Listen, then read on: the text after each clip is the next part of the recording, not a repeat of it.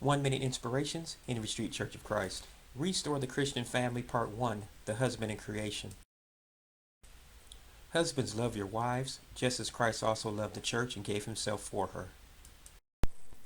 When God created the first man, there were two things God gave him before he gave him a wife. First, Adam had a relationship with God. Second, Adam also had the job of managing the garden and all that was in it. After these things, God gave him a wife. Our sisters in Christ, you must have a standard before giving yourself to any man.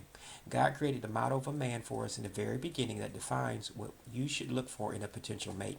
Remember, seek that he has a relationship with God through Christ first, and then is able to support himself and a family. That is the godly way. Remember, if he has no drive to have a relationship with God and to be a provider for his family, then he is not a good candidate for a relationship. Keep these things in mind in order to set yourself up for success in marriage. Remember, God wants Christians only to marry other Christians.